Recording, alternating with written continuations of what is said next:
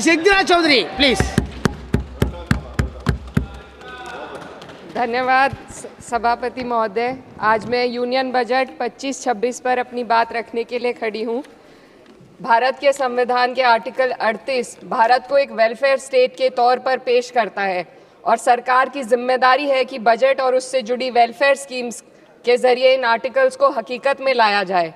इसलिए union budget सिर्फ एक आंकड़ों की किताब नहीं, बल्कि सरकार की प्राथमिकता और वेलफेयर स्टेट के संविधान से जुड़ी वफादारी का आईना है। सरकार की जिम्मेदारी है कि इकोनॉमिक पॉलिसीज़, जिनमें बजट भी शामिल है, ऐसी बनाए जाएं जो गैर बराबरी को कम कर सके और सबसे ज़्यादा गरीब वर्ग को सहारा दे। बजट वो लाइफलाइन है जिससे शिक्षा, स्वास्थ्य, पेयजल, सोशल सिक्योरिटी, SC/ST माइनॉरिटी, गरीबों की भलाई के लिए स्कीमें चलाई जाती हैं।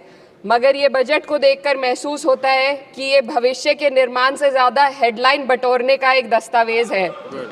इससे सबसे ज़्यादा प्रभावित होने वाली वही लोग पीछे छूट रहे हैं जिन्हें सरकार के सहारे की सबसे ज़्यादा ज़रूरत थी। वो किसान जो बढ़ती लागत से परेशान हैं, वो नौजवान जो बेरोज़गारी का सामना कर रहे हैं, और वो औरतें जो निज़ामती रुकावटों से जूझ रही हैं, और वो गरीब जो महंगाई के बोझ के तले दबे हुए हैं।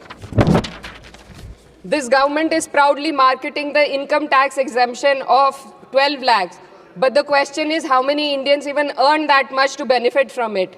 Only 2.2% of Indian population pays direct taxes, whereas no relief has been given in regards to indirect taxes, the burden of which falls on everyone, especially the poor and weaker section of the society. This clearly shows that this is not an inclusive budget. GST की ऊंची दरों ने आम आदमी की कमर तोड़ दी है। ज़रूरत इस बात की है कि खाद्य सामग्री, दवा, स्कूल की किताबें और ज़रूरत की चीज़ों पर टैक्स कम किया जाए। पेट्रोल डीजल पर टैक्स कम करने की कोई कोशिश नहीं हुई, जिसका सीधा असर हर नागरिक पर पड़ता है। आर्टिकल 41 कहता है कि सरकार को ये कोशिश करनी चाहिए कि वो अपनी इकोनॉमिक हालात और रिसोर्सेज के हिसाब से लोगों को रोज़गार दे।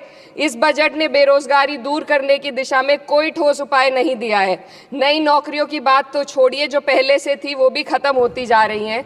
स्किल डेवलपमेंट प्रोग्राम के नाम पर करोड़ों खर्च किए जा रहे हैं, मगर सवाल ये है कि ट्रेनिंग लेने के बाद कितने नौजवानों को असल में नौकरी मिल रही है। सरकार के पास इसका भी कोई आंकड़ा नहीं है।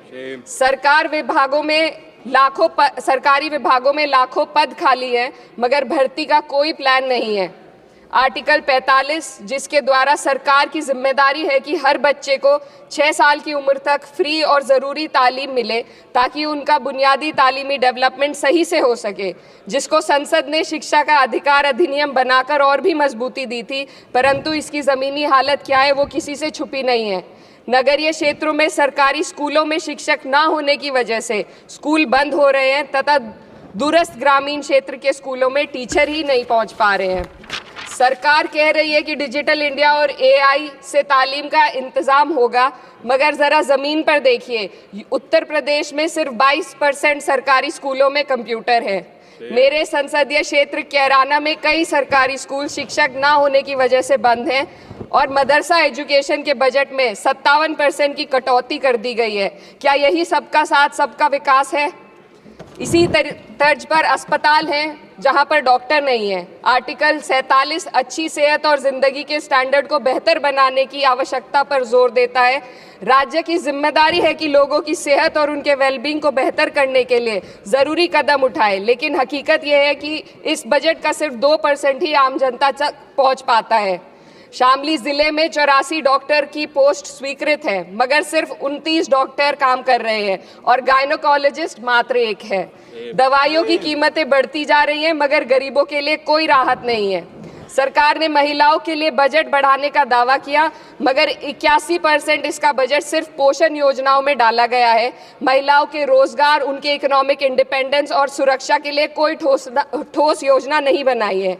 बेटी बचाओ बेटी पढ़ाओ का बजट घटा दिया गया, जिससे साफ है कि ये सिर्फ नारेबाजी थी और कुछ नहीं। किसानों की बदहाली हम सबके सामने है, लगातार चलती आ रही है। 2016 में कहा गया था कि 2022 तक किसानों की आमदनी दोगुनी होगी, मगर 2025 आ गया और एमएसपी पर कोई ठोस गारंटी आज भी दी नहीं गई है। गन्ना किसानों का बकाया अब तक नहीं मिल पा रहा है, और तो और उत्तर प्रदेश में अभी तक गन्ना मूल्य भी तय नहीं किया गया है। डीएपी, यूरिया और खाद की कमी से परेशान किसान आज भी सड़क पर प्रदर्शन कर रहे हैं। मजदूरों के लिए जो सबसे बड़ी योजना मनरेगा थी, सरकार कहती है कि मनरेगा ग्रामीण भारत की रीढ़ है, मगर बजट में कोई भी बढ़ोतरी नहीं मिलना बहुत शर्मसार है। औसतन 44 दिन का ही रोजगार मिल रहा है, जबकि स्कीम 100 दिन की गारंटी की होती है। भारतीय रेलवे देश के लोगों की जीवन रेखा है और इसी से यहाँ के लोगों की आर्थिक एवं सामाजिक जिंदगी चल रही है। देश के हर हिस्से को रेल कनेक्टिविटी से जोड़े जाना सरकार की कल्याणकारी नीति का हिस्सा है। मेरे संसदीय क्षेत्र कैराना के रेलवे से जुड़ी 2 मांगे लंबे समय से लंबित हैं। दिल्ली शामली सहारनपुर रेल लाइन का दोहरीकरण और पानीपत शामली मेरठ लाइन का सर्वे अति शीघ्र ही कराए जाने की बहुत पुरानी मांग को बजट में शामिल किया जाना चाहिए। देश भर में बिजली की दरें बेहद असमान हैं। उत्तर प्रदेश में ये दरें बहुत ज़्यादा हैं। देश भर में एक समान बिजली दरें लागू करने का प्रावधान किया जाए। रिवैम्प योजना में हर घर तक बिजली पहुंचाने के लिए एलटी लाइन बनाने का प्रावधान भी जोड़ा जाए। कृषि उपकरणों व खाद डीएपी को जीएसटी से मुक्त किया जाए। किसानों की एमएसपी की मांग को पूरा करने के साथ साथ उत्तर प्रदेश के किसानों को गन्ना मूल्य निर्धारण पिछले वर्ष से बढ़ाकर किया जाना बेहद जरूरी है। जनपद शामली व मुजफ्फरनगर को एनसीआर में तो शामिल किया गया है, परंतु वहां पर कोई विकास नहीं हुआ तथा उसको कोई भी लाभ नहीं मिला है। वहाँ के लोग सिर्फ प्रदूषण के बाध्यकारी नियमों से परेशान हैं, इसलिए दोनों जनपदों को एनसीआर की सीमा से बाहर किया जाना चाहिए। मेरे संसदीय क्षेत्र में मैं कुछ चीज़ें बजट स्पीच में ऐड करना चाहती हूँ। एक, ट्रॉमा सेंटर और ज़िला अस्पताल के अपग्रेडेशन की भी मांग है। जनपद शामली और सहारनपुर में एक महिला डिग्री कॉलेज खोला जाए। कैराना में सर जस्ट कंक्लूडिंग, यमुना नदी के घाट पर सौंदर्य कार्य का भी कार्य जोड़ा जाए।